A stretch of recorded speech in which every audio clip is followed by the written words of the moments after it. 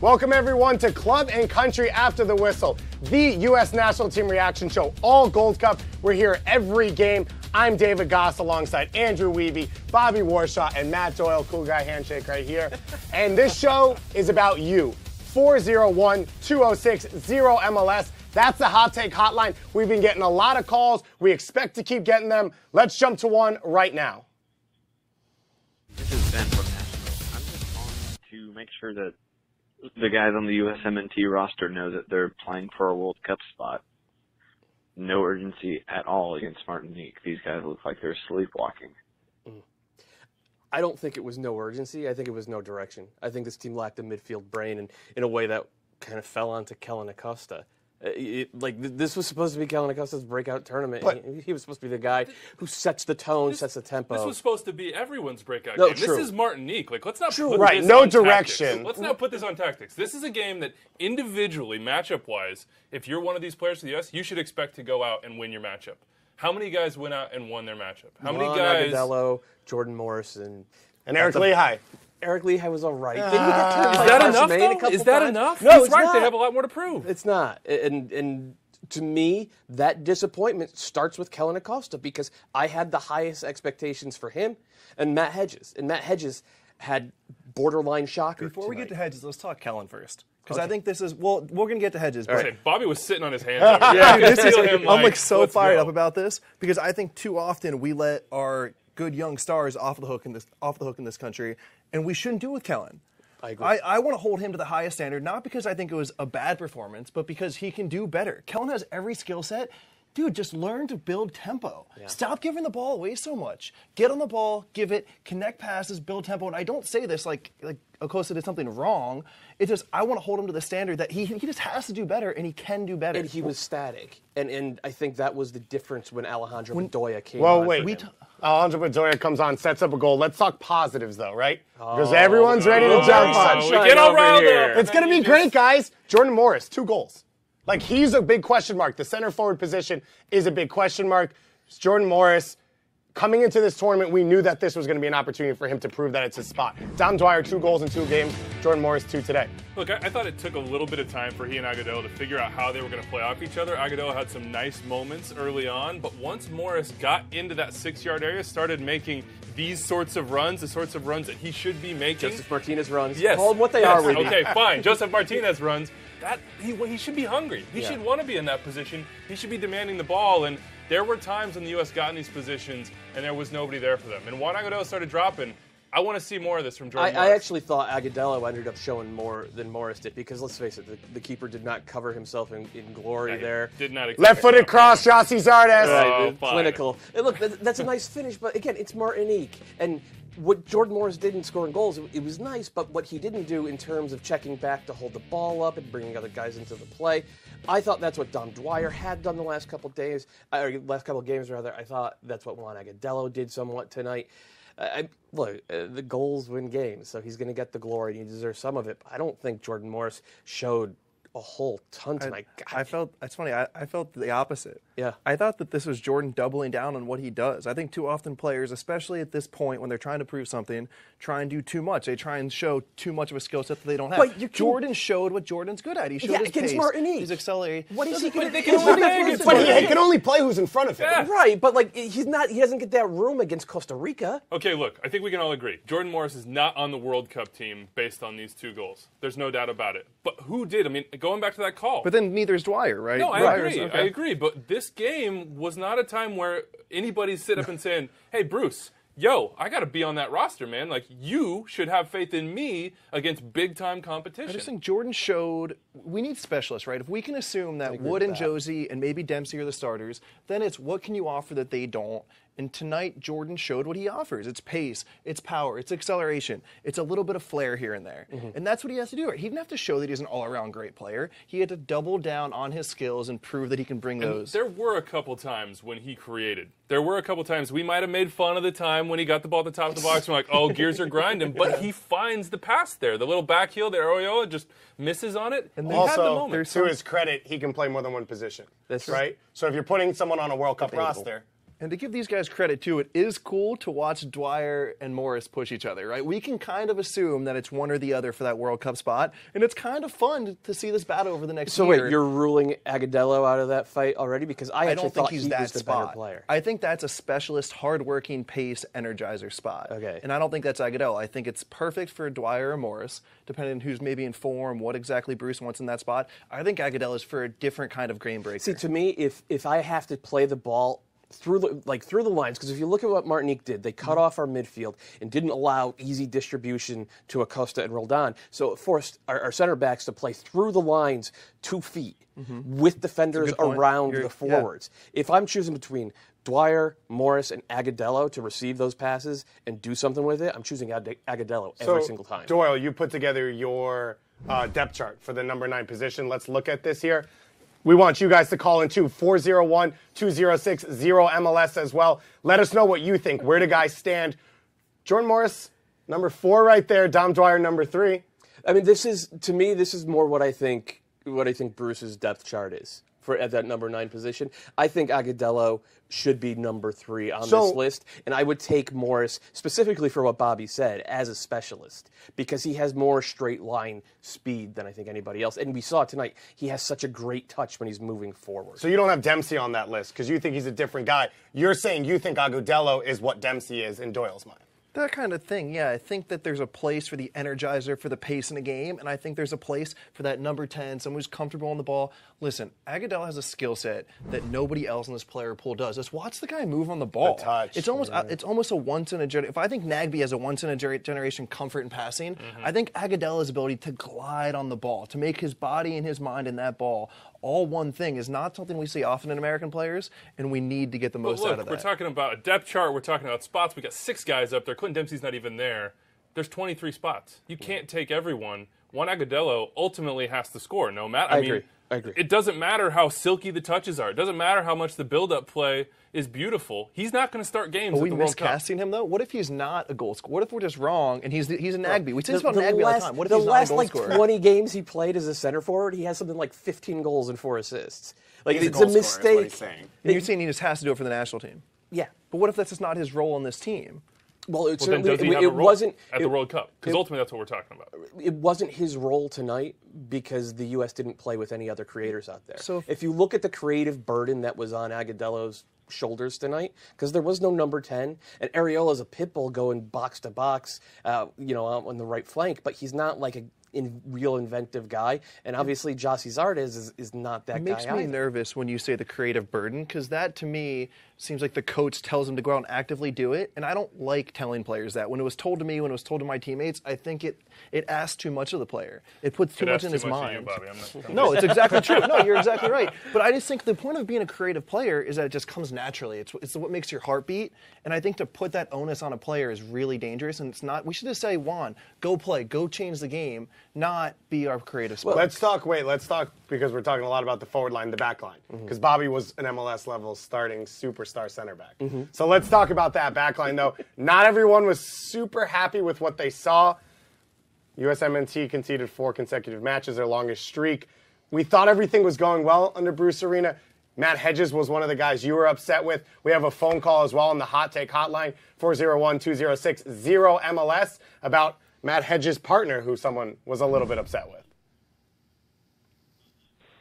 Hey guys, this is Danny out of Fresno, California. I just had a question about Omar Gonzalez. So I know he's probably 3 or 4 on the depth chart, but you ever seen him maybe being left off the World Cup? I don't really have any experience with the ball at his feet. I remember after the 2014 World Cup, Bruce Van Nistelrooy was talking about how they need better passing out of the back. He's one of the main reasons. So, all right, guys, keep up the good work. Thanks.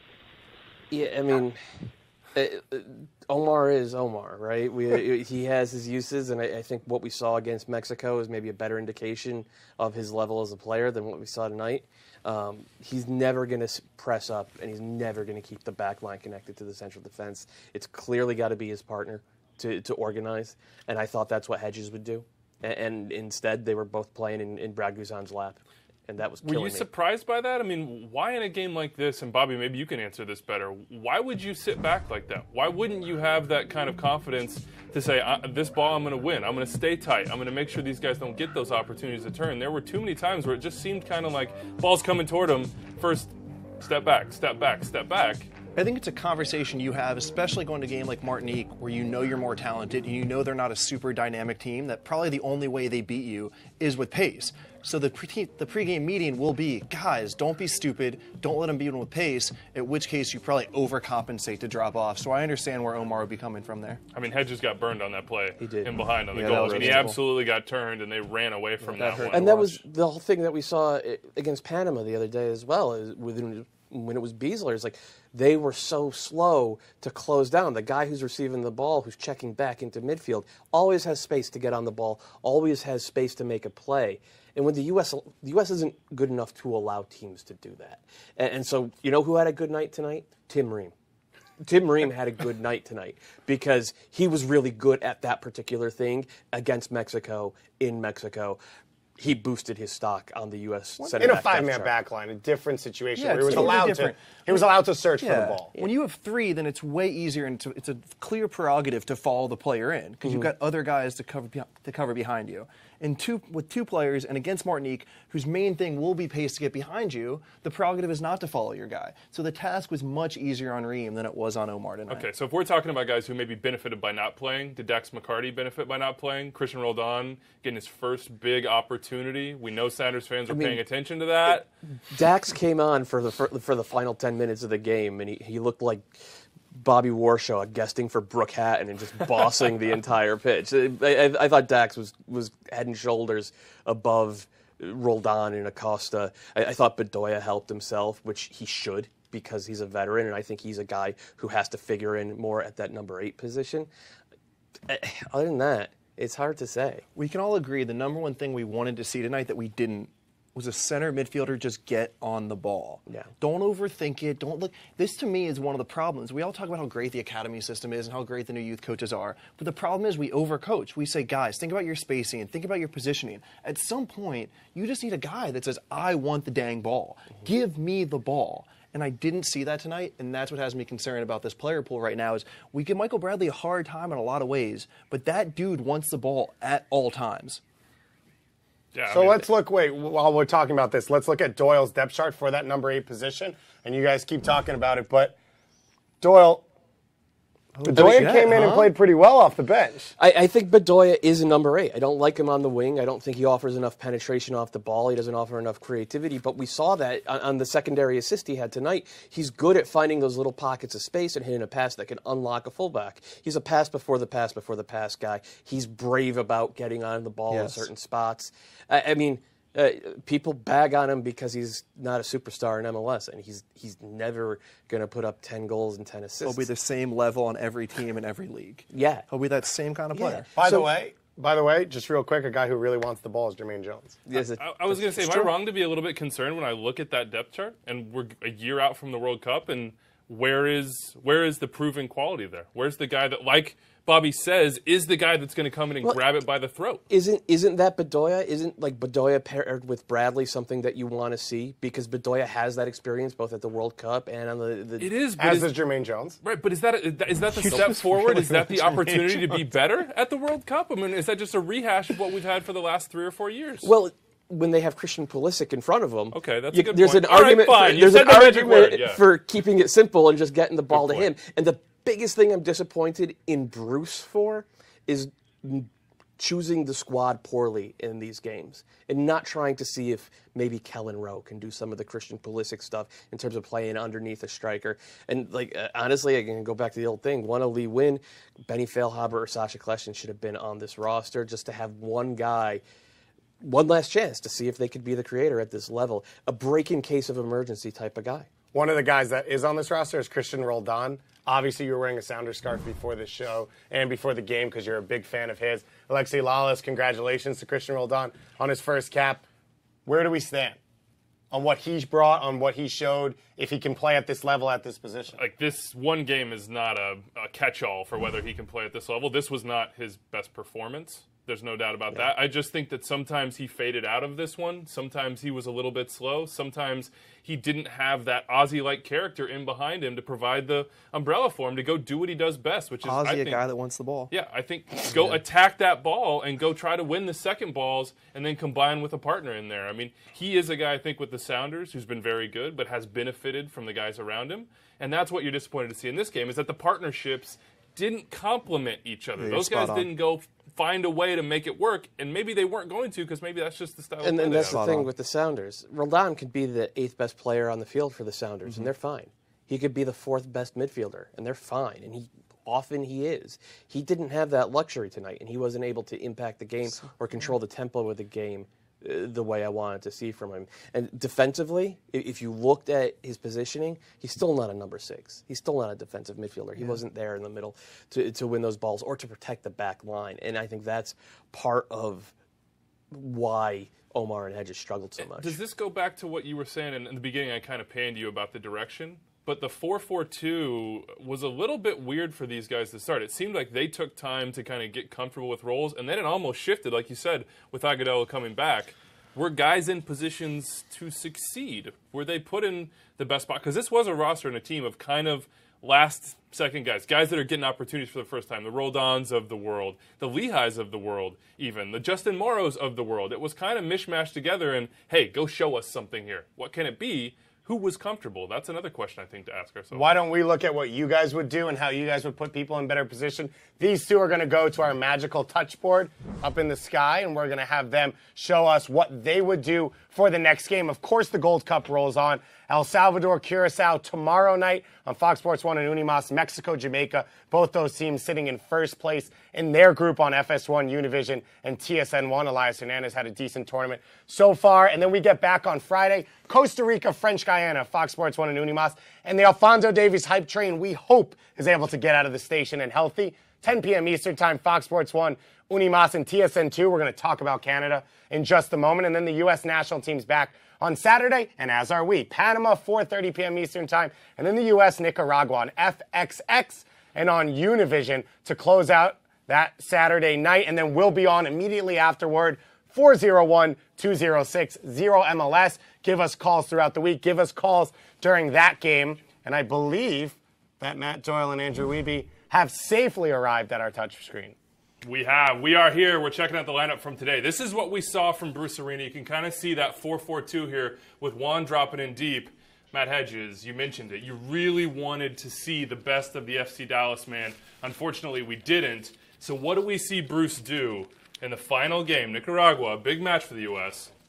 I think this might be a little bit too bold for Bruce, but Matt Miazga is the one defender on this team that we haven't seen yet. And I think Omar has kind of solidified his place in Bruce's mind anyway as the third guy on the depth chart at center back. So give Miazga the chance to play alongside Omar. See if that could work a little bit better than what we've seen in the first two games. What does that say about Matt Beasler's place on the team? Because I think he's a candidate to go back to Sporting Kansas City perhaps after these knockout stages, or maybe he sticks around and that's your first choice pairing, him and Omar. We've seen that before. We have seen it before.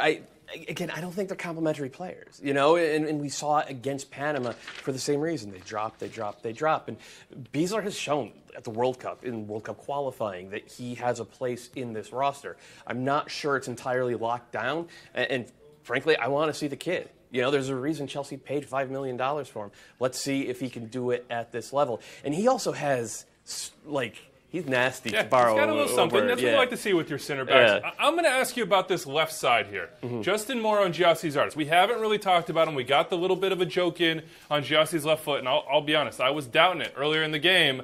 Dave Goss called me out. He did not always have the final product, but he was active. You tweeted the don't mistake activity for productivity. Right. The left side tonight, what did they show you, and what could we see against Nicaragua? I thought it was too static, right? Before the game, Bobby talked about making runs where it's like this. Giassi didn't do that till he got on the ball, and this is a feature of Giassi's game. He kind of waits till he gets the ball to make decisions. He has to be dangerous off the ball. So to me, Giassi's back on the bench for me. What I want to do is I want to see Jordan Morris out here. Well, let's make... I'll bring him in for all you. right, thank you. And then the sub I want to make, as I get the number correct, is Kellen Rowe for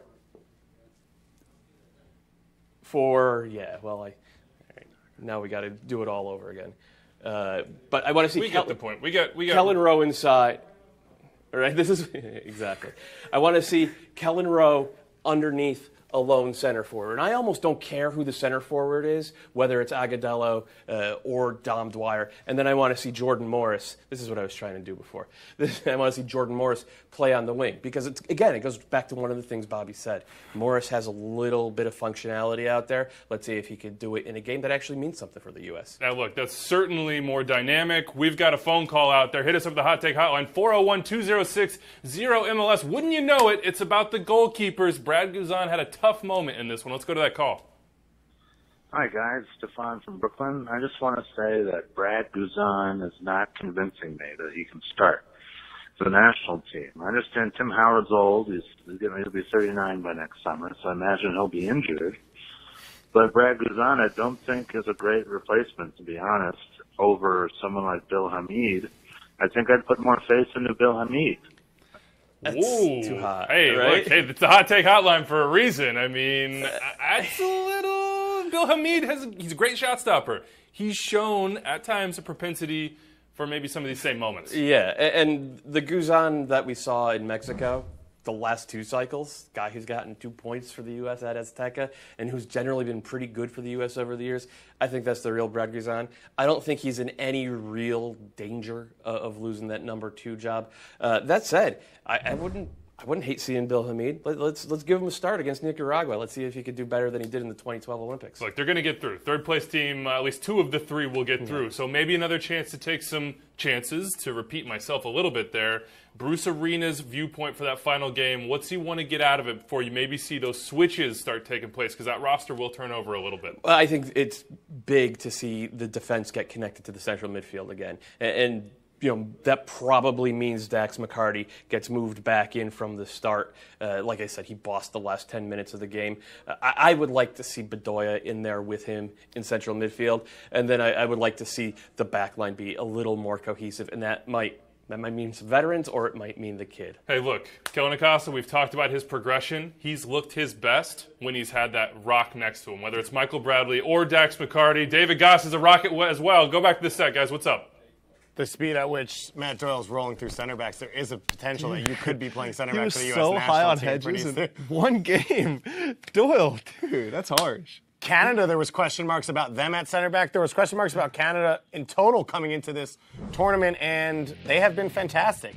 They beat French Guyana in the first game 4-2 because this guy... I was about to say, they have been fantastic, right? Well, Alphonso Davies, 16 years old, the first person in the 2000s to score in an international full tournament in the world. So what does he do? He comes back and he does it again. Calvo gets a goal, another MLSer for Costa Rica. But Alphonso Davies... He was wide open about 4 times on these plays. Well, the guy can fly. He can jump, huh? Gotta mark him. Somebody get a body. But right here, Davies, I mean, the confidence. Like, Gamboa falls asleep, but the confidence, Doyle, for a 16-year-old like that, steps in, finishes the best chance his team's going to get. Let's not give him credit. Like, he's a forward that ran a goal. He does a lot of things well. He's a winger for starters. He saw the play happening before the guys around him. He's a forward. His job's supposed to run at the goal. I actually don't think he's a forward. I think long term. You don't. He's a winger. He's an attacker. I think long term he ends up central midfield. But for this tournament, he certainly is a winger. And I'm a little jealous that he's not an American winger to be. And he's taking down corner flags as well. Wiebe, coming into this tournament, it was whether or not they could even score a goal. Then he scores 3 goals himself in 2 games. Now they're sitting on 4 points, which was completely unexpected. What do you say about Canada? Hey, Daniel Scusado's heart is out there just pumping. All those Canadians, they're just feeling it right now. And they should be, because this has been a house of horrors. The Gold Cup for the last, about a decade for Canada. And here you see them. They're at the top. And there's a weird something going on here. Yeah, they might be at the top. Honduras is probably going to jump up here with what went down with Florida Maluna and French Guiana. But Canada, it looks like, will control their own destiny. Against Honduras. I know. I was just about to say. Now, whether that destiny is real painful as it has been in the past, not sure. But let me throw this at you. You didn't know if they could play without Patrice Bernier. He didn't play in this game. Correct. And they got a 1-1 tie against the best team in the group. It was really good. I'm on the Canadian soccer hype train, and I have been. And as you can see from the graphic up there, the hype train has been a long time leaving the station. I'm surprised you're not bitter they're not playing Edwards. I would have thought you would have held a grudge that your man wasn't getting the field. I think that Edwards and Chapman could both help this team quite a bit, but I believe strongly that every new coach deserves at least 12 months of a grace period, and that's what Octavio Zambrano's getting. Edwards and Chapman were on the field, would you be wearing a Canadian jersey for the show? Oh, God, yes. Are you kidding? You would just be so on that Canadian. I would be so stoked on We that. don't have a Canadian jersey. We just have body paint. And he would have gone straight up maple leaf on the chest. Maple leaf right here. Oh, right on the front of the head? That is fake news. Right there. Junior Hollett, though, we just saw his tweet. He was a guy, they finally are starting to get some dual nationals on this team. He's a guy, Arfield's a guy. I thought both of them were great in Davies this is a game. guy now. Oh, everybody's a Tabla guy. next. This whole team is a guy. I mean, let's Oh, hope. and they get Tabla? No cats? There's no cats on this team, Wiebe? I mean, this is. It just feels like, I don't know, it's just nice to see Canada get to hit the reset button with their men's national team program, because I think for a generation, they had so much more talent than they gave themselves credit for. They just never seemed to believe in themselves. They seem to always hire coaches. Whoa, Bobby's laughing at you. I know. I can tell you I couldn't even tell you the last time I watched a Canada match before this Gold Cup. Literally, maybe never in my Wow, in my Bobby, life. just because you're a hater. What an Amerisnob. I am. I got no problem. Listen, you get what you deserve, and I'm totally on the bandwagon now. But, and I love me some And if D. he's Rose. gonna He's going to Pedro start Sula, quoting you from de- Ayn you Rand for the deserve rest the of the whooping. show. Okay. I think. I know. So we asked this question, though, last week. Kyle Larin, now the way they're playing, do you still bring him in? I think you have to, right? If they move on, you have to. Unless you're just sitting there saying it's got to be a message that we're sending to them about behavior. This is the future of your national team. This is one of the pillars that you build around. I just think when you have an opportunity like this, really in the last decade, an unprecedented opportunity for Canadian soccer, you don't dilly-dally, you don't try to make a point, you bring in your best players, and Kyle Larin is one of those guys. They have not gotten goals from their forwards so far. Let's not act like they're just banging in goals and Kyle Larin shouldn't be here. But what if they don't get there? We're on the hype train. We're rolling around. It's like the MTA for the last 10 years. It doesn't get out of the station. It's hot as hell in there. What if they don't move on? Does all the momentum die? They may not move on because Honduras might move on because French Guiana did not play Florent Malouda against Canada. Gold Cup and then went and played him against Honduras. Should we go full conspiracy on that? By Right. the way? Yeah, So- by the way, you know what I do if I'm French Guiana? I point to Chris Armas, because he played for Puerto Rico in an official competition before he ever wore a U.S. jersey. Well, they say that they changed. CONCACAF says they changed the rules. I don't believe that at CONCACAF. This is the most CONCACAF probably 90 minutes I've ever seen. They don't just play him. They put the captain's armband on him. And the coach says after they play Canada, we might have some magic for you next week. Oh, I love it. I mean, if we're doing this, I hope Bruce calls up Cristiano Ronaldo and George Washington for the next U.S. game. I mean, just go full on. George Washington does well in the channels. I'm just throwing that out there. I mean, he does. He does. Sorry, I couldn't sit on that one. I couldn't sit But on that. thanks, Dad. So what are they hoping to gain from this? I mean, I guess they didn't have anything to lose. They got what they really. wanted. You now know their name. Everyone's talking You about now know them. who they are. That's more than we But knew you don't just 24 hours sneak. ago. You just don't sneak Malouda onto the field. Well, no, you Played put him on the World Cup captain's I was arm. gonna say, he played the World Cup final. You Yeah. spotlighted him the whole game. Well, They're they put a do captain's something. armband on him. Do something about this. Hey, what do you guys think? 401-206-0MLS. Wiebe, sing it for me. 401-206-0MLS. It's the rhythm, Sweet man. Wichita I Blues, know, man. I know. Let's go to your phone calls right now. We've got one on Doyle's number 9 depth chart. This is George from Westchester. I don't know how you guys are putting Juan Agudelo below Dom Dwyer on this thing. The silky touches matter. All that stuff matters. It looks better. Okay. I mean, I kind of agree with him, but this is, like I said, I think this is the way Bruce sees it. I think Dwyer made a pretty good case for himself by scoring twice in 2 games. And look, Dwyer doesn't have the skill to bring other guys into the play, but he makes the right runs, and he's as brave as they come. He will go over the middle and take a hit. And sometimes that's just what you need, especially in CONCACAF. I almost think we should break this depth chart down, and it's not to pan your depth chart. It's to say that Yeah, you these are. aren't the Come at same. me. These aren't the same roles, right? It's what Bobby was saying. Like these 2 guys are in the place to start. See, but Bobby's big fat wrong. Agudelo is only there to play the same role as Josie and Dom. Here's what my takeaway from everyone talks about this being the B team and the underperformance. One of my takeaways is that maybe we just don't have guys that can step into starter roles. And Bruce is noticing that, and he won't pick players to step into starter roles, which means there'll be more specialists. And Dom Dwyer is a heck of a specialist. Agudelo is a heck of a specialist. So maybe we take 2 players at striker, Wood and out the door, and we say, if we start 2 strikers, it will be you guys, and there's just no fuss about that. Bobby, you seem passionate. Let's talk about something that Bobby is passionate about. Darlington Nagbe. He was not on your number 8 list, and someone has a little bit of a problem with that. Hey, this is CI in Portland. I'm not sure what was going on with that list of number 8s, but how could you not have Nagbe on that? Is that only like Gold Cup players or something? Because Nagbe would at least be second on that list, I should think. He can nail down your number 8 role. Knots right now, huh? He's a guy who can play almost anywhere. He should be on that list. I assume this is like one of your friends calling in. He was texting during the break. He was saying that's not a list of 8s, it's number 2. For what it's worth, I totally agree that Darlington Nagbe's best position is as a number 8. I wish he was out there in that position tonight. But Caleb Porter prefers to use him on the wing. Bruce Arena so far says he sees him as a winger. He's pretty much never played in central midfield for the U.S. national team, unless I'm completely blanking. So I don't think we can really consider him on that list as a number 8. The qualifier before Mexico, he played at center mid with Michael. Against Trinidad and Tobago? Yes. Yeah. Played at center mid with Michael. Okay. Yeah. Well, that was a pretty bad game. So just- it's not a great argument.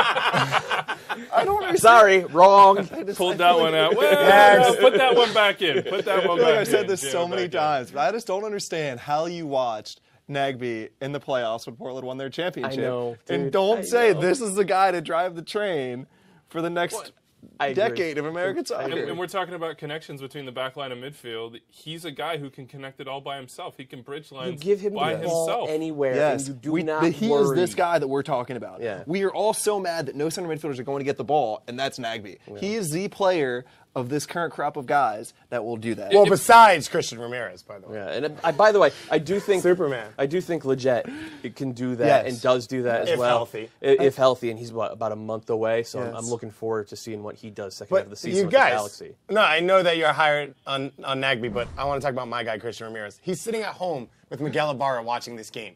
What's up, boys? That's a guy who could score some goals. Yeah. That's a guy who can play center forward. Okay, Come on, okay, Weedy, okay, give it to okay, me. fine. Look, I love Christian Ramirez. You know we love Christian Ramirez. We'll probably talk about him all ExtraTime Radio tomorrow. But if we're going back to that depth chart and we're talking about roles and we're talking about the World Cup, which is what it all has to come back to. The Gold Cup's fine. The Gold Cup's great. Go win this thing. Nobody's going to remember that in 5-10 years.